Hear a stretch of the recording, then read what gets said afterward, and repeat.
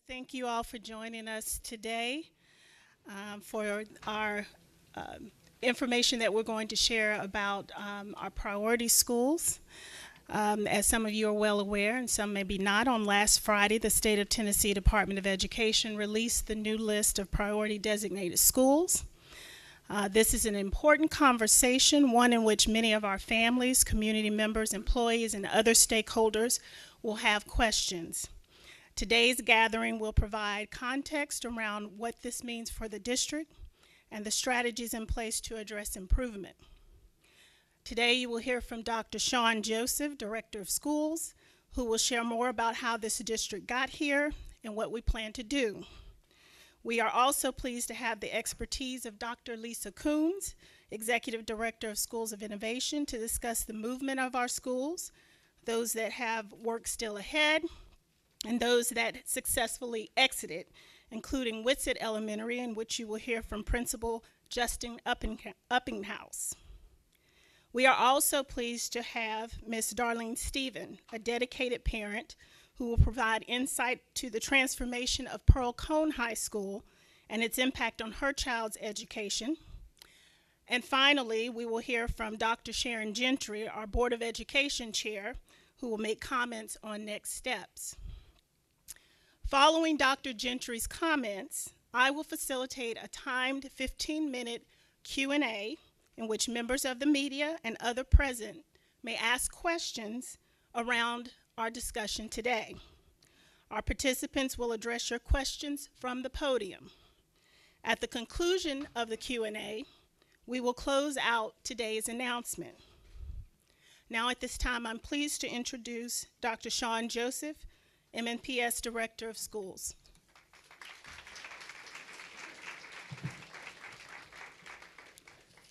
Thank you so much, Ms. Rutledge, and good morning, everybody.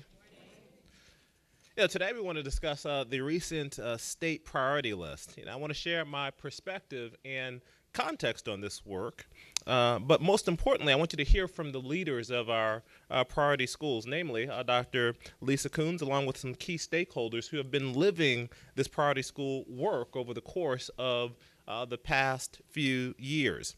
As was shared, Dr. Gentry is also going to communicate the charge for the board and the city as we strive to make 168 schools within Metro Nashville Public Schools a shared community priority. Hey, man, I can get amen on that one, can I? It's all right. I know we're not in church, but it's okay today.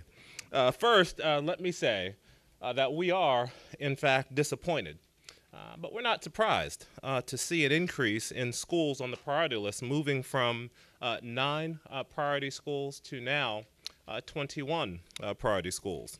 As a large, under-resourced school district, our challenges, in fact, are complex. But at the same time, we are optimistic because we know what it takes to move schools that have been persistently challenged. We know that under the right conditions, all students can and will succeed and exceed our expectations.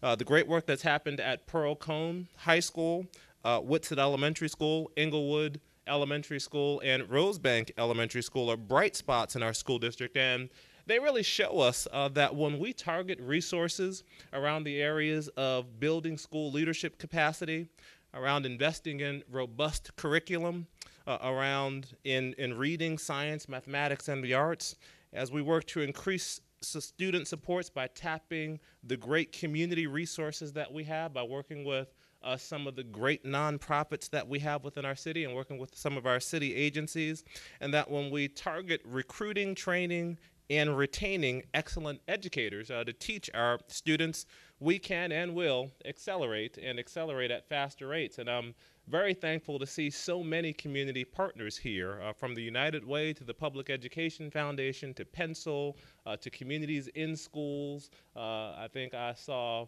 Alignment Nashville here and many others, Connexiones America. When we come together as a community and when we wrap our supports around our schools, excellent things will happen. On Friday, Mayor Briley released a press release, and he congratulated our 22 metro schools that achieved reward status. And I, too, I want to congratulate these schools. I think the folks in those schools, the teachers, the parents, the students, and the administrators in these schools are showing that there's excellence abound all across our city, and it can be found in all of our schools and all of our neighborhoods.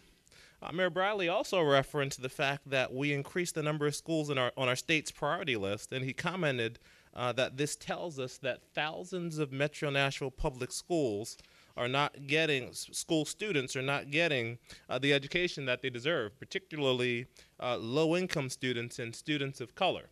And he went on to say that this, in fact, is unacceptable. And once again, I agree with Mayor Bradley, and I would underline that as a city, we must have the courage to call out and take action against inequity whenever and wherever we see it. We must acknowledge that there is, in fact, an interconnection between social disparities and which result in unequal and inequitable outcomes within our schools. You see, we have communities in Metro Nashville that face challenges such as food insecurity, lack of affordable housing, a lack of high-quality health care, including high-quality vision, hearing, and dental care. They are confronted with challenges such as low wages, high crime rates, and socioeconomic and racial isolation. Many of these factors trickle into MNPS classrooms, and they become challenges that students face daily. This is also unacceptable. It's the reason that the mayor, vice mayor, Jim Shulman, Dr. Gentry, and I collaborated this weekend, and we penned an op-ed to the Tennessean, because here in Nashville, we recognize the need to provide collective leadership to this city by offering up solutions to these complex problems which ultimately manifest themselves in the outcomes of our students' performance. In other words, if we're going to serve our children well, we'll have to work not only to address the levers inside of our schools, levers such as leadership, teaching, and strong curriculum, but also the many factors that shape the lives of students that are affected by poverty.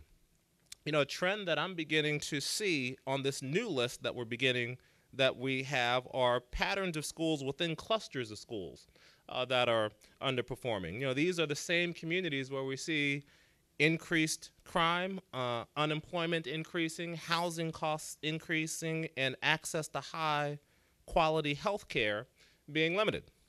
A citywide transformation plan in these areas is needed, and as a school system, we will proudly lead the way to convene the appropriate government agencies, community nonprofits, and faith-based institutions to help us think of better ways to coordinate our limited resources in these pressing issues.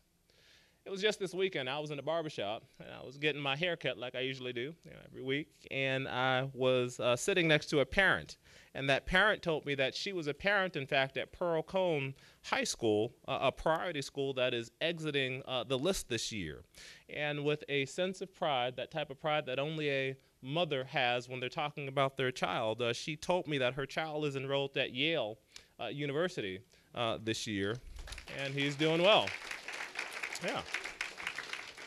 You know, and she specifically said, you know, I want to thank you for the work that MNPS does, because sometimes you don't get credit for the work that happens in a school like Pearl Cone. And then that resonated with me as I sat there and told the barber, please don't mess my edge up. You know? So you're going to hear more about what's happening in our priority schools in a moment from one of our principals and a parent. It is important for us as a community to understand what's happening in all of our schools.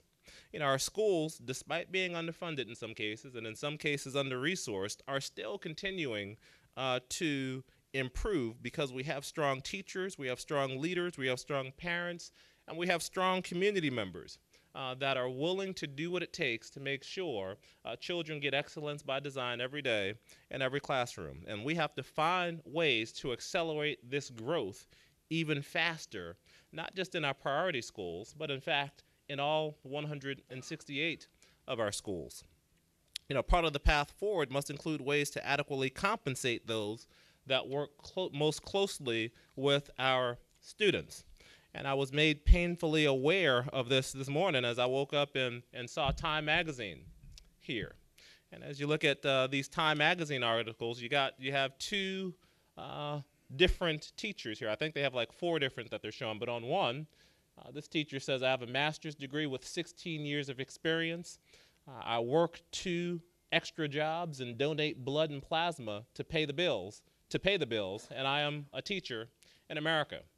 And the other, this teacher is from Raleigh, North Carolina, says, I have 20 years of experience, but I can't afford to fix my car, see a doctor for headaches, or save for my child's future.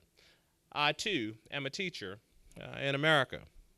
You see, as was made painfully clear on these 2 front covers this morning and in the New York Times a few weeks ago, teachers are woefully underpaid. This is not just a Nashville issue. This is a national issue. You know, an annual poll by Phi Delta Kappan tells us that the vast majority of Americans believe that we do need to pay teachers better salaries, and they would be willing to pay for it because they're clear that you cannot improve a school without having a great teacher in front of every child in every classroom. You see, now more than ever, the adults in this community, this forward-thinking Nashville community, we need to stop bickering over trivial issues, and we need to unite to support our children. Now is the time for us to take bold action, and we cannot be afraid of innovation. Now is the time for us to unite as a city, not just to resource 21 schools, but to find a way to make 168 schools a shared priority. Now's the time for Nashville to take the lead on taking on issues that challenge not only our community, but challenge this nation. And at this time, I want to introduce you to our priority schools leader, Dr. Lisa Coons, and I'll share a few words about her before she comes up. You know, I actually interviewed Dr. Coons about 1.5 years ago for a principalship. And while she was talking to me, I saw in her a pairing of deep passion and deep expertise about educating all children. As she talked, I understood that her life's experiences, first having the blessing to be educated on the campus of West Point University as a student going through, as a school-age student going through. So she didn't attend West Point, but she was on the campus of West Point while her parents were in the military, and she was on that campus going through. And then I learned that she had a greater blessing and privilege of serving some of America's most underprivileged children in multiple states. And that led me to recognize that she had the ability and wherewithal to serve the thousands of deserving children that we have here in Metro Nashville public schools. You know, I believe in her, and I believe in her ability to accelerate learning for all children. And at this time, you'll hear firsthand from Dr. Lisa Coons, the Executive Director of School Support and Instruction for the Schools of Innovation. Dr. Coons.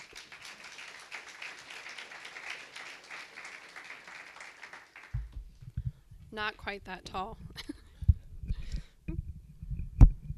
Good morning. I'm Dr. Lisa Coons, the Executive Director for the Schools of Innovation.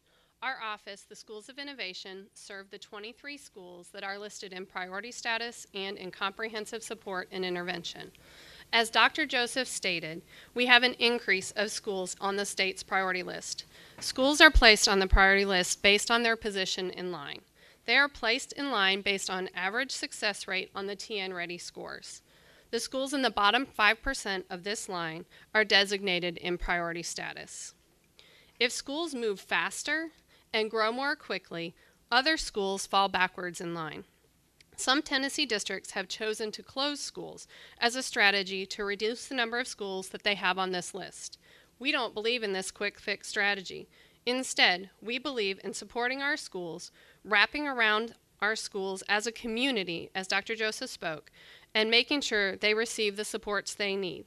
Some of our new schools in priority status are under-enrolled, and as a community, we must support our schools and provide adequate and intense supports to help our schools move faster than other schools so they don't stay in the bottom 5%. One of the biggest challenges we face in helping our schools grow is the challenges our students face. While some students get to walk up the hill towards graduation, our students are pushing rocks. Sometimes they're even pushing boulders. And that challenge is too great for them to succeed in the time that we have them. The role of our office is to remove the rocks and remove the barriers for our children. They don't deserve to be pushing rocks and boulders. They deserve to have equitable opportunities to learn and grow into successful adults. This work is not easy. We know that this work is challenging, and we know this work requires significant resources and supports. We also know this work takes time, but we have seen successes in several of our past priority schools. As Dr. Joseph mentioned, 4 of our schools have exited all priority status. 2 of our schools are showing significant growth, and 3 of our schools remain in priority status because they've struggled to be fully staffed over the past several years. How are our schools successful? How have we made this difference? 4 key areas: strong leadership, effective instruction, growing our talent, and supporting our families and our students. One of the key ways that we support our families and students is through a community-based partnership strategy. This strategy partners our community members in providing resources to our schools so that the school's vision can be supported and realized. I would like to take a moment to thank all of our community partners and businesses in the room for their ongoing efforts to support our schools. So please join me in thanking them.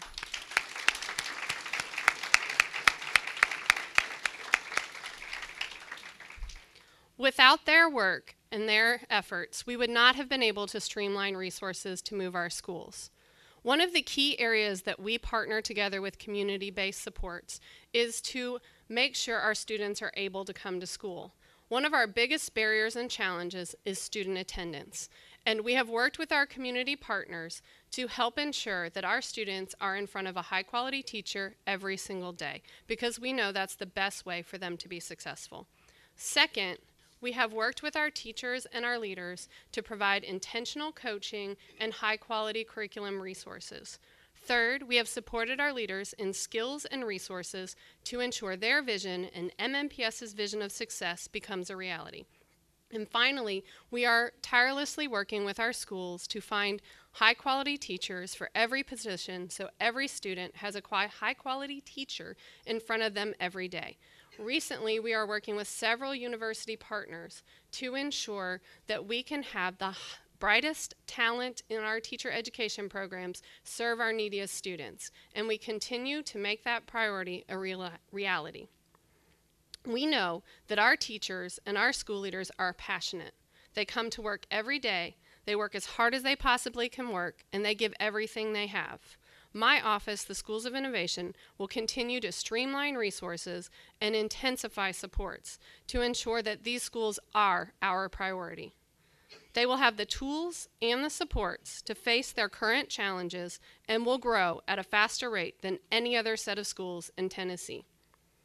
A famous child advocate said, "Every child deserves a champion, an adult who will never give up on them, who understands the power of connection and insists that they become the best they possibly can be."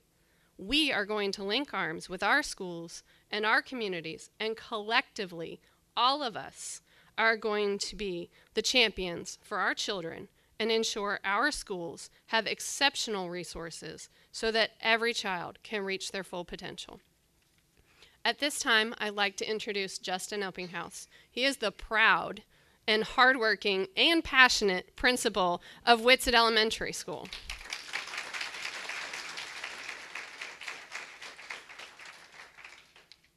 Good morning, everyone. Thank you, Lisa. Thank you, Dr. Joseph. My name is Justin Uppinghouse, and I'm the proud principal of Whitsett Elementary School. I'm happy to stand before you to express how excited our school and myself are and how honored I am to be exiting the state's priority status list. First, I want to say, though, thank you. Thank you. Before any time I speak in front of a group or an audience, I have to thank those that are also part of this. I represent our school, but there are many who are involved in this transition. And so I want to thank the community partners, Community Achieves, our families, our district, and all those people who are willing to make the sacrifice in time and become a part of our school for the additional supports and resources that we've been given to be where we are today. When I started in 2014, we had 3 partners and clubs at our building, and now we have over 50. And so that shows that the community is invested, and with the work of the Community Achieves group, we've really been able to build and transition to where we are today. First, you have to understand that no principal wants to hear that his or her school has been designated in a priority. And there are many reasons that schools find themselves in this situation. However, I want to talk to you about our specific situation and how our faculty, parents, students, and community partners made it possible to exit priority status, and in a manner that I believe is sustainable if we continue to be intentional about our work. I'm also here to let my colleagues know in the audience that although the designation is difficult to accept, you too can develop a plan of action, be intentional with the work that you are doing, and ultimately exit the status that you're in. As Dr. Coons stated, our students come to our schools with great challenges. Our role is to alleviate and, if possible, remove these barriers for our children to ensure that they have equitable opportunities to learn and grow into successful adults. At Whitsitt, we did this by changing the culture and climate of our building. Our focus was dedicated to changing the culture of learning and creating a climate that students, teachers, family, and partners wanted to take part in. It has always been our mission at Whitsitt to ensure that when you walk into our building, you don't believe, think, know, imagine that we're a priority school. That climate also carries over to our students and parents, making them proud to attend our school. Just as Dr. Joseph spoke earlier about this, the parent that he spoke with in Pearl Cone, they're now proud to be a part of that school and can now brag about that to other parents and community partners and community members as well. So that's pretty exciting to hear that that's happening around the community. I also agree that with Dr. Coons in the fact that if we improve the 4 key levers she mentioned, strong leadership, effective instruction, family and student support, and talent growth, the turnaround efforts will be successful. Whitsitt's come a long way. In 2014, we were ranked at the 1.6 percentile in the state. So as I explained to everyone, if you stood 100 schools up to each other, 98.4 of them were better than our school.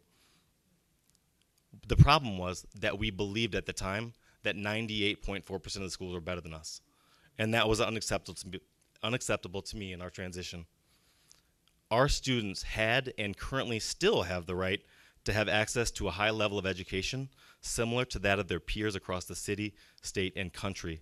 And our faculties, family, and community partners have worked diligently to make that happen. Whitsitt's not only exited priority status, but also the bottom 10%. And we're also now one of the 5 elementary schools across the district who earned a federal magnet school assistance program grant, which is helping to continue our transformation from priority status to a viable STEAM school focused on environmental engineering.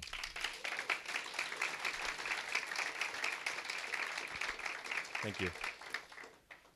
People need to know, if they do not already know, that this is hard work. It's very difficult. And as I stated before, the reasons that we're in or find ourselves in priority can be overwhelming. Believe me, Whitsitt had many reasons. But I can also say that it's a whole nother level of rewarding to see the transformation that our students have made and the excitement on their faces and their families' faces when they're a part of a school that's prospering. I see a level of enthusiasm that has our students and teachers taking ownership in the learning that's happening in our building, and they are believing that this is only the beginning of their success. I thank you for the opportunity to share the experience of Whitsitt and invite anyone, and really do mean this, anyone to come visit our school to see the great work that's happening in our building. I'm also very pleased to present the next speaker, an Mnps parent, Miss Darlene Stephen.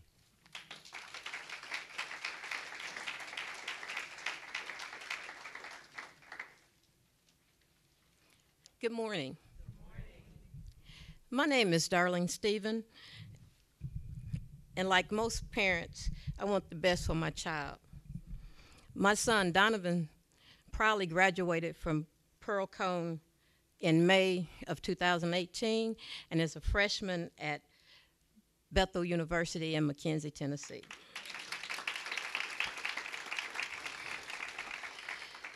During his time at Pearl Cone, he flourished. I shared with former principal Dr. Sonia Stewart, that I would do whatever I could to support the work of this great school, and that is one of the reasons I stand before you today.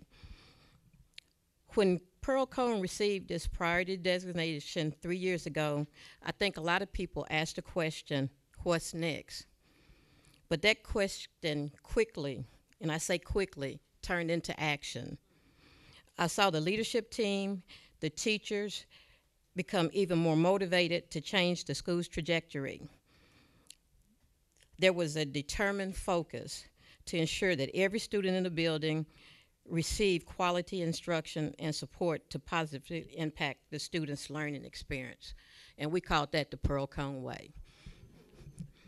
As a parent, I believe it is much our responsibility to ensure schools are successful as it is for our administrators, principals, and teachers. We must be involved in raising our children to be respectful and to help them understand their purpose. First and foremost is to go to school to learn. And if that's not happening as a parent, we need to step up.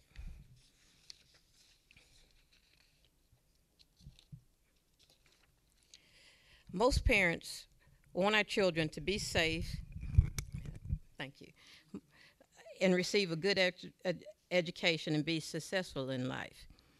I'm a vocal parent, and my son is blessed to have both his parents engaged in what's happening in his educational process.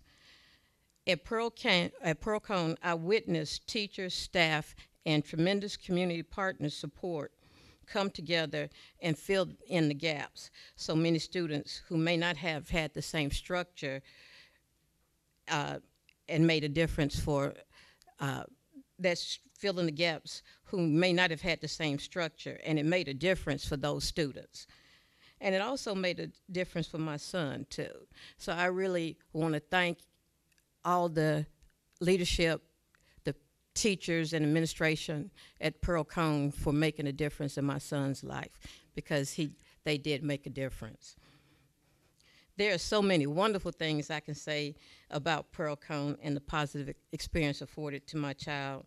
The school was able to gain resources that provided extra tutoring, hiring the best teachers, engage more families, and identify strong community partners who helped the transformation of the school.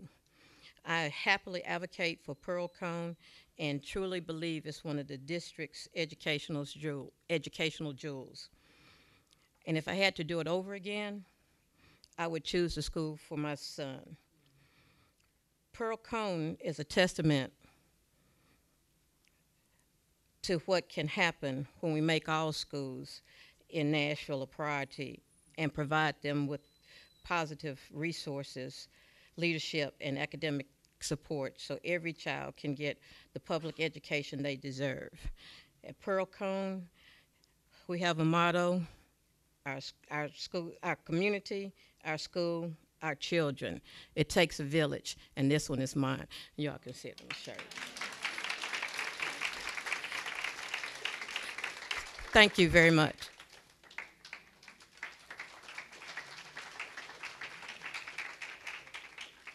Good morning.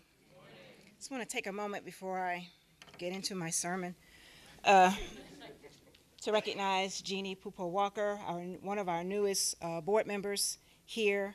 I believe we have Indira Damu from the mayor's office.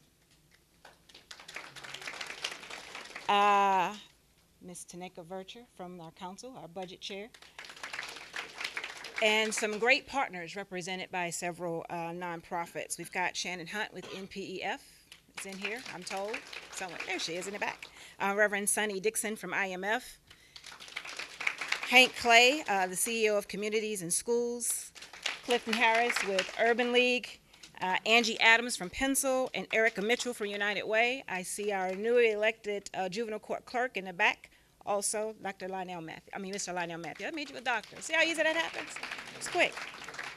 And everyone else, welcome, and thank you so much. Thank you so much for being here.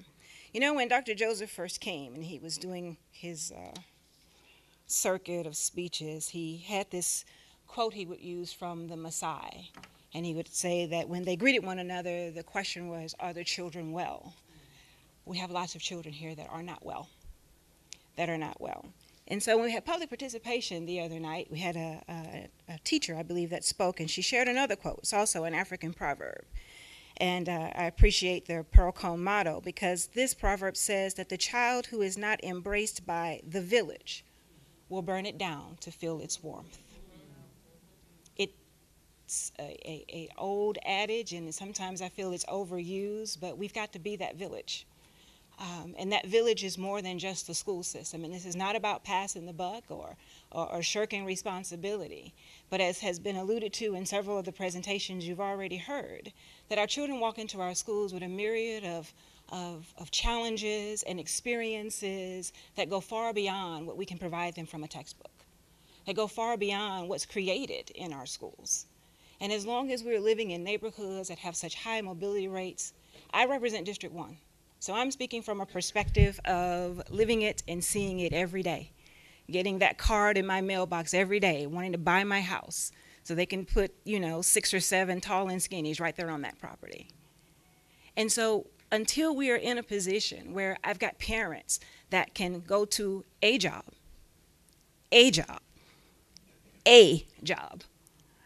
with reliable transportation, a job that covers the ability to put 3 meals on the table for their children, that they're not wondering whether or not they're going to be able to meet the rent next month, or wondering whether or not there'll be something to rent next month.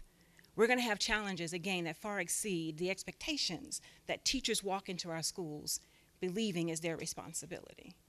But we're not shying away from that challenge. That's why we have a Lisa Coons. That's why we have a Dr. Shawn Joseph. That's why we're so excited to have a Jeannie Pupo Walker. That's why we're excited to have a Taneka Virch. That's why we're excited for all the partners that are here represented at the nonprofits, because they all understand that it takes a village. This situation that we're in did not get created overnight. This is a rolling 3 years of data. I don't want you to forget that. But it is ours now to own. So what we're owning is the responsibility of creating that village, of reaching out and extending a hand to all those who are willing to partner, from the mayor's office to every nonprofit to every grassroots organization that wants to walk into our schools and help and provide that warmth that our students are seeking. Because I tell you, when we look at numbers like this and data and priority schools lists, do not forget what you're looking at as a symptom. That's not our problem. That is not our problem. That list is a symptom of a myriad of problems that our children are dealing with each and every day. Each and every day. I appreciate the comments that were made by Ms. Coons, and I just want to let you know that even though closing schools and some of the other major things that happen in other cities is not a quick fix, we can't take it off the table. We're going to have to be prepared as a board, as a central office, to make tough decisions to free up the limited resources we have so that we can provide the best for all of our children. One of the values that this board crafted in one of our retreats was equity. Equity. That means providing for every child what is needed to reach the bar that we have set for them. We often talk about the state of Tennessee has some of the highest standards in the country, and we don't want to shy away from that. We don't want to lower the bar because it's hard work. We don't want to lower the bar because it requires extra hours and extra effort. We don't want to lower the bar because I may have to reach outside of the state of Tennessee and pay somebody a little bit more money to get him and bring them here to bring that level of expertise. But I also don't want to burn out my teachers. I don't want to burn out the hard work that these individuals come here with. I don't want to burn out the building level leaders that I have. And so some of that has a lot to do with what I'm able to pay. So I stand here echoing the sentiment that has already been said, that we understand that pay for our teachers, pay for our building level leaders is a challenge for us. And we will continue to advocate for that, and we ask for your support in continuing to advocate for that. So I only stand here to ask, as a member of the board, my fellow board members, this administration and this community, to join the village. Join the village. I just want to say one more thing. When I heard about the student from Pearl Cone that had been accepted and attends Yale, I was very excited. So, as everybody knows, I'm a big fan of the Google. I went to the Google and typed in Pearl Cone student Yale. It never came up. I got Pearl Cone student shot, Pearl Cone student dies, Pearl Cone student everything, but nothing related to Yale. We got to tell the story, guys.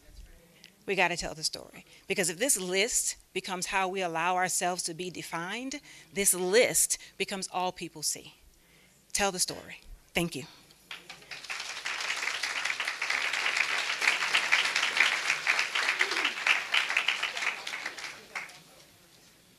All right, thank you, Dr. Gentry. We'll have Dr. Joseph and Dr. Coons. We will, at this time, take any questions that you may have regarding our priority school plan and anything that's been discussed today at this press conference. Are there any questions? My question is for Dr. Joseph. Hi there, Jessica. My question is, we see the myriad of different factors that you're saying are responsible for the increase in the priority list. What is your responsibility as the director of schools? Yeah, my responsibility is to make sure that students are learning in all of those schools and learning at high levels faster than they're currently learning.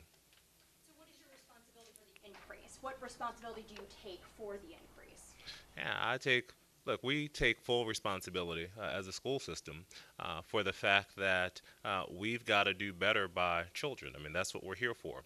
We have the most comprehensive evaluation system in the country, so no one will hold me to a higher standard than I hold myself because I have children in this school district, and I want them to succeed, and I want every child in this school system to succeed. So when they're not succeeding, it is my full responsibility to ask the question why, to get beyond the superficial and go deep into what are those root causes and to identify resources and mobilize the village to solve the problem.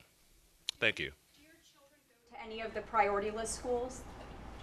They do not go to a current priority list school, but when I moved to Hagerstown, when my first son was born, he was in a school that had those needs, and I proudly put him in that school because he had gotten an amazing experience. I mean, I walked through, I was a principal at the time, so I knew that labels mean nothing until you walk into a school and see the quality of what's happening. And what I saw in that school was they had before care, aftercare, some of the most trained teachers I had ever met in my life. They were focusing on, they had a specific, reform effort that they were doing within that building that I wholeheartedly embraced, and my son has been advanced since kindergarten as a result. So that was another school district. So what would you say to the parents of this school district who are in those priority list schools? So what I would say to those parents is I'd expect the same thing. And have you had an opportunity to visit one of our priority schools? I would love to. You didn't answer my question. Have you had the opportunity? Because we've had priority schools. That was yes or no. Okay, I would love to. If the invitation So you have not. I would give you the invitation to walk into those schools like I do every day and see the excellence that's happening there. Because if you did, you would feel just as comfortable as I felt 14 years ago when I put my son in that school. So I walk through those schools. I've visited every school in this district more than once.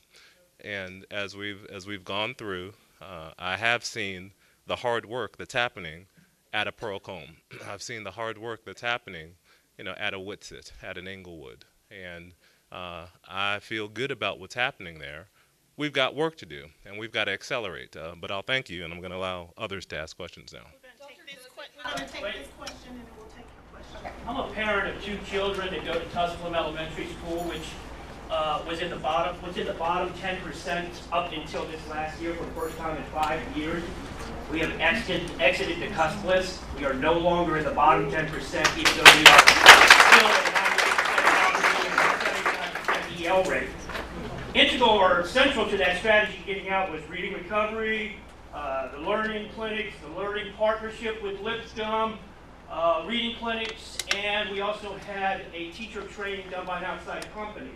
All of those companies, all those supports are gone.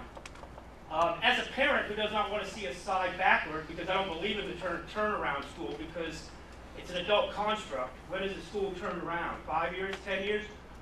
I would like to hear what the exact supports that you're going to put in place to replace those that have shown to be working and gotten a school out of priority school status. That's a great question, and I will start by saying some of the programs that you named, we had no empirical research to show that it was getting results. Reading Recovery was one that you put out, so why don't we? But I do too. I've got us out of the priority. Please allow me to answer the question. I thank you for asking the question. I think one of the things that we must do as a district is invest in those things that we see are getting result. Now, Reading Recovery, I was a reading specialist. I got my degree from Johns Hopkins University. I know a lot about Reading Recovery as well as other programs, and I do know it's not the program that makes a difference, it's the people. And one of the things that we will do as a district is to continue to invest in our people. And we're also going to invest in leadership. We're going to put the strongest curriculum in schools that we can put in place, and we will support and train those people on the curriculum, because when we came a few years ago, what we realized and what my transition report communicated was that we had pervasive low expectation within our district. One of the reasons we had those low expectations is because we didn't have high-level curriculum, and we were not providing coordinated training or support on a curriculum to make a difference. Now we're doing that, and as you can see, we're getting traction and momentum. I'm a researcher by trade, and if I see something working, we will expand and accelerate. When it's not working, we won't do it because we have limited resource, and we must provide resource in those things that we know are working. So we'll continue with leadership. We'll continue with adding curriculum. We'll continue with identifying strong teachers and training those strong teachers, and we'll make sure we continue to bring those community resources into our schools to help execute. And we will continue to allow schools to innovate and experiment with different things as they can afford them. Dr. Coons, I didn't know if you wanted to add anything to that in terms of specifics. No, I think one of our key areas is to do learning walks and learn from our schools, because all of our schools have strengths. So we're working to partner individualized strategies to move the work forward in our current schools. So teachers I've talked to are concerned, especially those who work at the priority schools. How will this be implemented to help them, and what resources will be allocated to those schools? Again, right now, what our goal is to go into the schools and learn what our teachers are doing and what work they are putting forward, and make sure that our supports and our resources match the needs in those schools, those teachers. We know that each school has different family needs. We know that each school has different successes in their instruction. So it's our goal to partner with those schools and make sure the resources and support move the work forward and don't make a right turn and start over. So our goal is to learn from the schools, learn where they are, and put the right resources in a pairing to ensure that we can accelerate the movement. So it depends on what the school's needs are, but our goal is to support our hardworking and passionate teachers and make sure that they have the resources, because we can't work any harder. We can't work any harder. We have to network the resources and supports to make sure we can support our teachers. Does that mean more funding will be allocated to priority schools? We have more funding allocated from the State Department, both in the legislative grant and in the federal ESSA grant, that will come into our office and provide additional supports for our schools. How much will be going in? Our federal grant is about $3.6 million, and we have not received allocations from the state around the legislative grant or any supplemental school funds. Just for these priority list schools? Correct. 21 schools? Correct. Actually, it's in our 23 because we have priority and 2 additional schools. Yep. Before we move off, I do want to, because you specifically asked about what do we say to our teachers. Now, what we want to say to our teachers is that you have a school system that will be there for you. You have a school system that wants to know what you need and wants to make sure we get you what you need. It's the conversation we began last year as we started talking about equity. How do we get schools what they need within the resources that they have? And we know, look, we have some schools that have greater needs than others, but all schools have needs. I mean, I don't think there is a school within this school district that doesn't have some sort of need. So it's not a matter of saying you don't have needs and you have needs, but it's a matter of making sure we can, and this is where we are blessed in Nashville to have such a robust nonprofit entity here that's supporting us, standing with us. It's a matter of how do we coordinate those resources more effectively. But as Dr. Coons shared, we're starting off not coming in with a program, not coming in with a canned plan, coming in listening, doing a needs assessment. And I believe in the information that you have, there's a timeline of the activities that we're taking. So it starts with first listening deeply, and then figuring out with the resources we have, how do we get people what they need. Question. With regard to testing, we've seen a lot of issues with Team Ready. We've seen a lot from state lawmakers addressing that. Have not heard that much from the Metro school system with the issues around that testing. Teachers affected, students affected. What can we expect from Metro schools addressing the testing issue? Well, let me say this about the state testing. I think we have state testing, but then we also have testing that we administer that gives us national norms. And I would say, even though we had challenges with the state testing, it's clear that we have work to do and need. So I don't make any excuse about from testing to say that that was a reason. We've got work to do.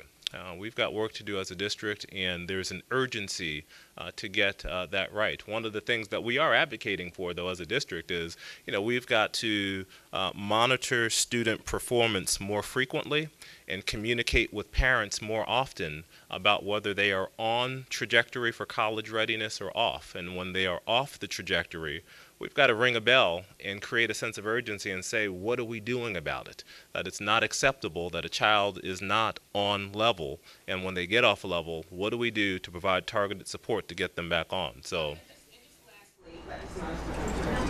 What do you say to, you're probably got it, what do you say to the parents who are at these schools and they are entrusting their children and their futures to you?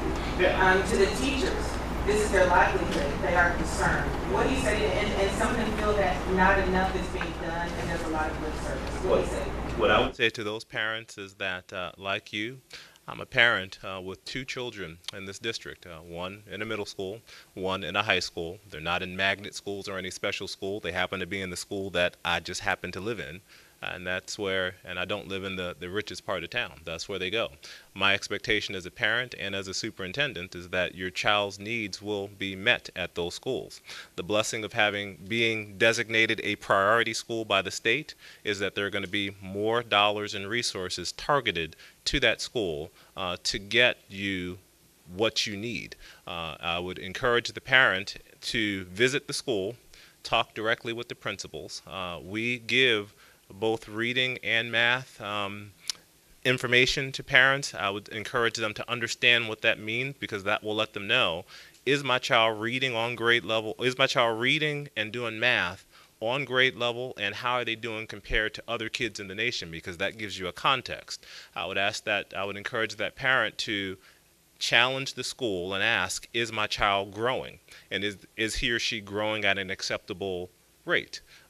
Because we give now, right at this moment, we have the tools for parents to have that. And if they're not doing it, they should demand that something be done, because that is what we expect. Because, like I said, lots of great things are happening in all of our schools and our priority schools. And I have not found harder working teachers than the teachers that typically are in our priority schools. And again, one of the benefits of being a priority is that you get additional resource where we can target, and we're going to specifically be targeting those 4 areas that we talked about. Leadership, strong curriculum, and providing support with strong curriculum, working with our families, and working on the talent development in those 4 domains. So the question becomes for us as a district, as we continue our conversation about equity, is how do we continue to provide more support and targeted supports for all of our schools, particularly those schools that don't get these additional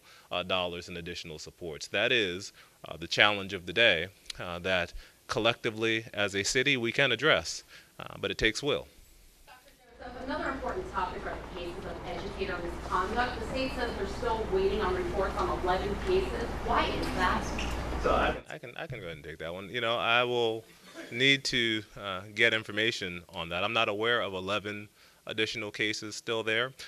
As we have communicated with this, we did have a situation where we had an employee who's no longer an employee in the district that did not send those reports. Once it was made aware to us, we immediately sent in the information that we've had. I've had 2 conversations with our commissioner, Candace McQueen, and we have talked about these issues, and our team is working to get those things resolved. So it's new to me that there are 11 additional, but if there are any, we will get them in as soon as possible. Thank you for the question. You said $3.6 million in federal funding is coming to these $3.6 million is coming to these priority schools to support funding. How much do you need? Is 3.6 enough? And how much more do you need to fund these for strategies? So I'm going to allow Dr. Coons to answer the specifics. I would say $3.6 million is not enough because for 2 years, I've put in budget requests that did exceed that for what we needed to move at an accelerated clip that we were just unable to do at the time. Things happen, but I would say that I'm sure it's not enough. But I can have Dr. Coons maybe talk to you about what we're thinking about doing with the 3.6 that we have. I mean, as I have continued to communicate, with no additional resource, you should expect better results. We're just going to get them a lot slower than you would if we had results. To accelerate, you need an accelerant. But we make no excuse that without money, you can't get results. I will never tell you that. Don't believe it. I'm just telling you you'll get more and you'll get it faster if we have more results and we can target it. But Dr. Coons, I didn't know if you wanted to add anything. We have to divide that money to pay for salaries for our office, to support coaching of our leaders, to support curriculum materials, to support teacher coaching, to support recruiting talent, those high quality teachers, and to support our family and student support. So I don't think that's enough, but we work with our community partners to supplement the work we're doing and to ensure that we can streamline coordinated resources as best we can to move the work forward. Is it inevitable when you see I think in the state of Tennessee, it will be inevitable because there always is going to be a 5%.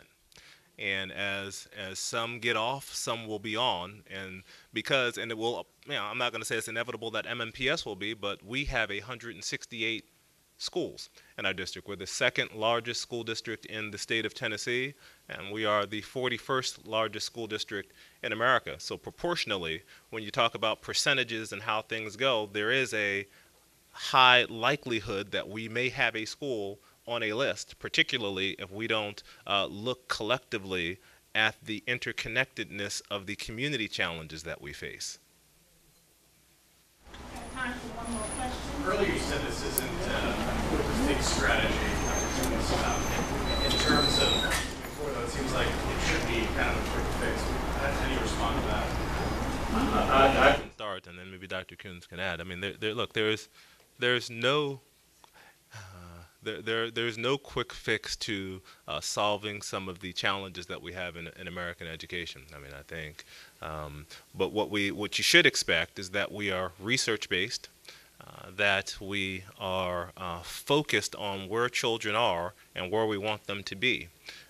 And we are communicating and working collaboratively with our families to not only communicate, but to support their needs and to make sure when kids walk in that their schools are safe, that they have a strong principal and that they have strong teachers, that we are embracing families as partners, that there's a climate of clear expectations and there's a clear vision. We're paying attention to what we're doing with the time that we have with kids in schools, and we're being clear about what we monitor. We do those things well, we will accelerate at faster rates. We don't do that well, we won't. In the schools that have gotten off these priority lists? Yes, I'm very pleased with the 4 schools that came off. I think we have great leadership. Everything those 7 variables that I just defined, I mean, they're clear in those schools, and we need to continue to accelerate. And we will be working with all of our schools on doing that, not just our priority schools, but all of them.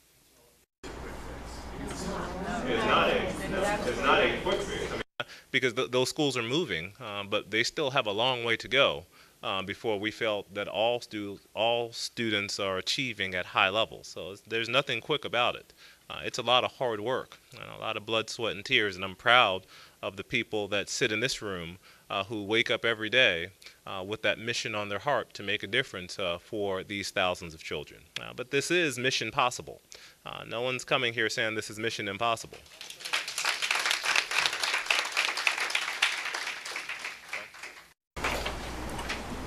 Okay, that concludes our announcement for today. I do want to let everyone know that we have established a web page on the MNPS website that gives more information about the schools that are on the priority list and the strategies that we will be looking at to ensure that those schools have the supports they need. You can find that at mnps.org/innovation schools. You can see on our screens what that page looks like. We thank you all for being here with us today and have a great rest of your afternoon.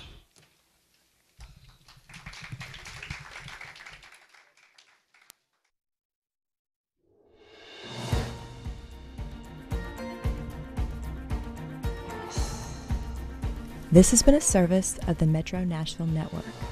If you would like to see this presentation again, or for more information about this and other programs, visit nashville.gov.